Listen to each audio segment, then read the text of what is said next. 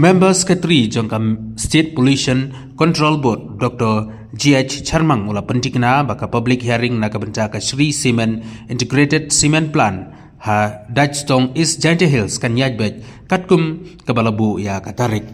Laban kedau baka public hearing na kabenca ka Sri Cement Integrated Cement Plant ha Dajstong labu ban penlong ha ka kat khandai tari kuno pra ar hajar ar pusan. Apakaren sikilat patai kubor u Dr. G.H. Charmang ula ong barabor ki public hearing lapan long kat kum ki kendon jong ke Environment Impact Assessment EIA arjar nriu.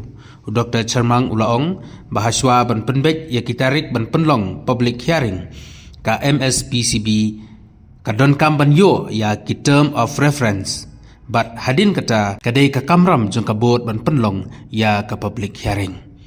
Ulaong ba ka MSPCB kamdon benta AA habai dai begijing persya kinongsong senong ya ka public hearing namar ya ka public hearing an penlong ha kejing iterelang bat ki board district u members secretary ulong ba ka MSPCB kala ban pensenge trekam ya ka TOR lani ban penlong public hearing tang ladawan hukum na ying bisyar pekani kalong ni ya kani ka public hearing ni jai kat kum gi kanton jong EIA Environment Impact Assessment arjan rio tiswa bengin la ikata ngi dan kamban yo gi tor di term of reference. The term of reference lagi tor iwan kat kum di kanton jeng industri jong kila penwan na po amoya ni na po sia. Hakabai de bakni kator kawan na po sia. Ka kamram jong ni kalong habang iyo di kator gi ban pendep ka public hearing. Ndai tamar pendep ni haban pendep apa sapusan sengi. Nado baai notice live post ni sabit report maximum sapusan sengi de ban pendep.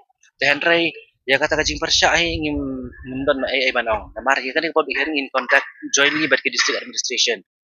Kar pemaya ji gini gitor tingim la ban sange tak ada kadan daga ko direction tang kata hi san kene ka kadan du kajing keno ba kene ba kajing aja kaya ya company kalong ba sai fakta kalong ba kalong yan to kada kadan sa kan pegang ipi ngi long concern bagi IA kai ke subject le ka phangka bamde ba ka jong ni nyimla ban komen tekun kinyat semat ban long kumang la ada betul lupa pi menengi haban je mde tamang jangi haban dia hapok gi sini balabu sapusan sini nado ka sigi ba public notice hado ka sigi ba report ngim de ban cross ka sapusan ni ha follow ya